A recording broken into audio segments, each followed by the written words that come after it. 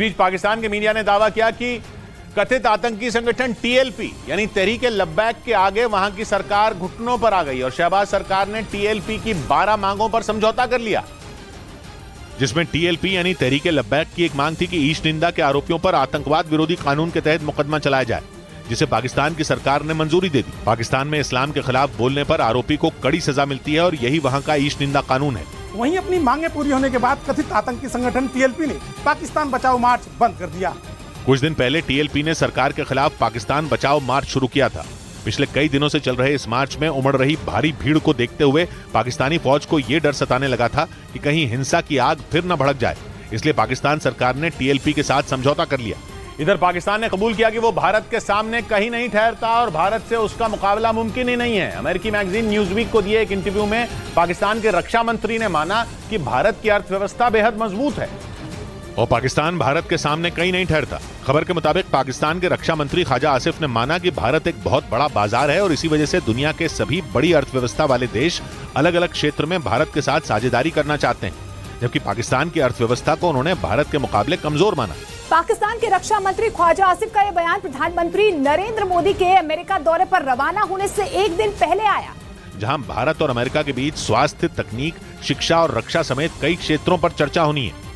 उधर रूस ने पाकिस्तान के झूठ की पोल खोलते हुए उसे फिर एक बार शर्मसार कर दिया। पाकिस्तान का दावा था कि रूस ने उससे भी भारत की तरह ही कम दाम पर कच्चा तेल बेचने की डील की, लेकिन रूस के पेट्रोलियम मंत्री ने ऐलान किया कि इस सौदे में पाकिस्तान को कोई विशेष छूट नहीं दी गई, जिससे एक बार फिर पाकिस्तान की बेइज्जती हो गई, क्योंकि कुछ दिन पहले ही उसके पेट्रोलियम मंत्री ने सीना ठोककर रूस से मजबूत रिश्तों का दावा किया था और इन्हीं रिश्तों के दम पर उन्होंने पाकिस्तान को कम दाम में तेल मिलने की बात कही थी।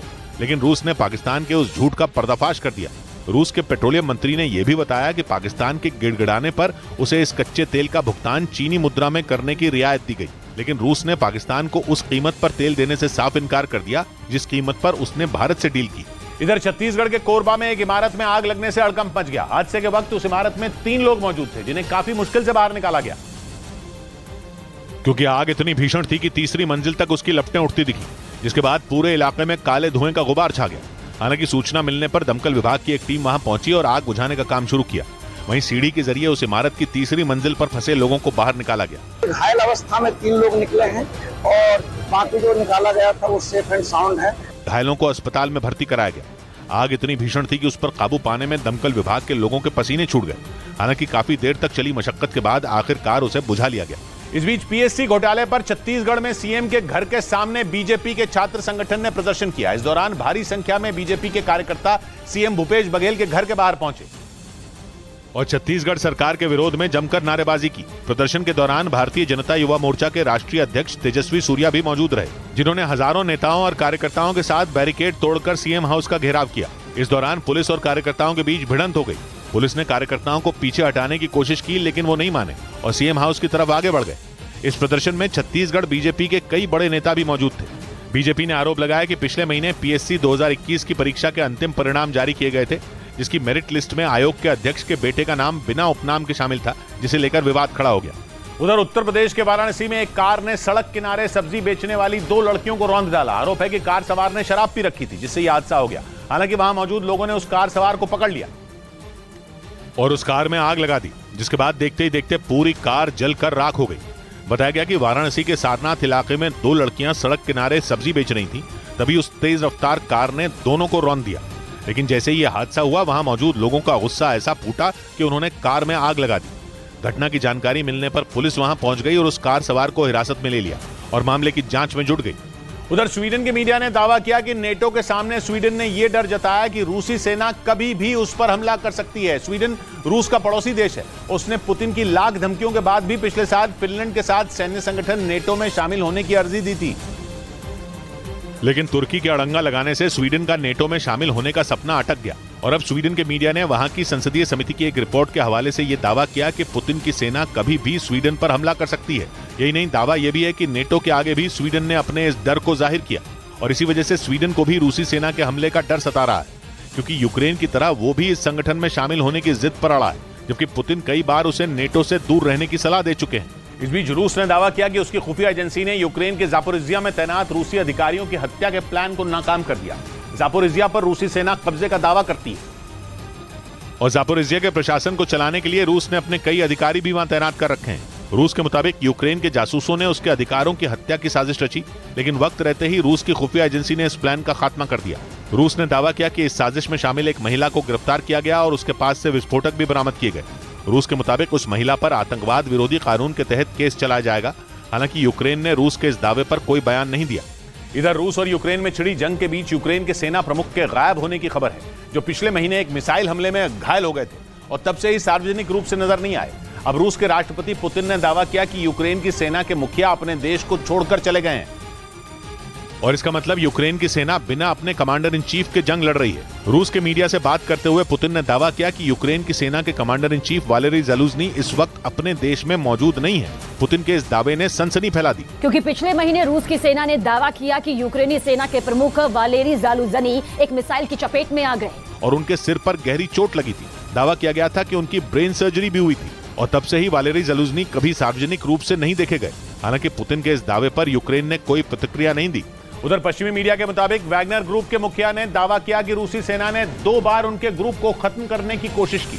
वैगनर ग्रुप यूक्रेन जंग की शुरुआत से ही रूसी सेना के समर्थन में जंग लड़ रहा है, लेकिन जंग के बीच ही अब यह चौंकाने वाला दावा सामने आया। पश्चिमी मीडिया के मुताबिक वैगनर ग्रुप के मुखिया येवगेनी प्रिगोजिन ने दावा किया कि जंग के दौरान ही उनके ग्रुप के खात्मे की कोशिश हुई।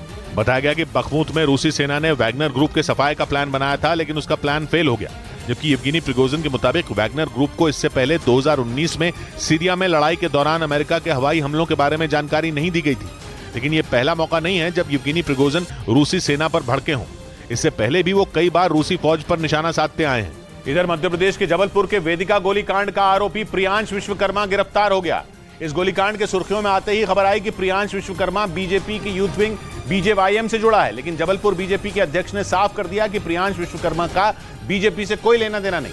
पुलिस को प्रियांश की तलाश कुछ दिन पहले हुए वेदिका गोलीकांड में थी, क्योंकि उस पर अपनी दोस्त वेदिका को गोली मारने और घटना की सीसीटीवी फुटेज लेकर फरार होने का आरोप लगा। और फरार होने के 4 दिन बाद प्रियांश विश्वकर्मा गिरफ्तार हो गया। उसे जबलपुर की सीमा के पास नरसिंहपुर जिले से गिरफ्तार करके थाने लाया गया। जबलपुर के वेदिका गोलीकांड मामले के तूल पकड़ते ही खबर आई कि प्रियांश विश्वकर्मा बीजेपी के यूथ विंग बीजेवाईएम से जुड़ा है। कांग्रेस ने तो सबूत के तौर पर प्रियांश की तस्वीरें भी जारी की, लेकिन जबलपुर बीजेपी के अध्यक्ष ने साफ कर दिया कि प्रियांश विश्वकर्मा न तो बीजेपी में किसी पद पर है और न ही उसका कार्यकर्ता है। प्रियांश वेदिका गोलीकांड के बाद से ही फरार था, क्योंकि उस पर उसकी दोस्त वेदिका को अपने दफ्तर में गोली मारने और सबूत से छेड़छाड़ करने का आरोप लगा था। उधर बिहार के गोपालगंज में एक 8 महीने के बच्चे की मौत के बाद एक झोलाछाप डॉक्टर पर उस बच्चे का परिवार भड़क गया। परिवार का आरोप है कि झोलाछाप डॉक्टर के यहां इलाज के दौरान हुई लापरवाही की वजह से ही उनके बच्चे की मौत हुई, जिसके बाद परिजनों ने आरोपी झोलाछाप डॉक्टर की दुकान के बाहर जमकर हंगामा किया, क्योंकि परिवार का आरोप है कि उनके 8 महीने के बच्चे की मौत उसी झोलाछाप डॉक्टर की दुकान में इलाज के दौरान हुई, क्योंकि उस वक्त वहां डॉक्टर मौजूद नहीं था, बल्कि एक कंपाउंडर था जो किसी से फोन पर बात करके बच्चे का इलाज कर रहा था। और परिवार के जोर देने पर भी कंपाउंडर ने बच्चे को किसी दूसरे अस्पताल ले जाने नहीं दिया, जिसकी वजह से उसकी मौत हो गई। अब तक डॉक्टर नहीं आया, उसके बाद खाली फोन से इलाज कर रहा है। बच्चे की मौत के बाद कंपाउंडर दुकान छोड़कर भाग गया। पुलिस आरोपी झोलाछाप डॉक्टर और उसके कंपाउंडर की तलाश में जुट गई।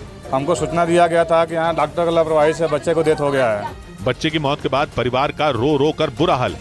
इस बीच उत्तर प्रदेश के लखीमपुर खीरी से रोंगटे खड़े कर देने वाला एक वीडियो सामने आया, जिसमें एक तेज रफ्तार कार बीच सड़क बेकाबू हो गई और उसने वहां से गुजर रहे एक बुजुर्ग को जोरदार टक्कर मार दी। इस घटना का एक वीडियो भी सामने आया, जिसमें एक बुजुर्ग साइकिल पर सवार होकर सड़क से गुजरते दिखाई दिए।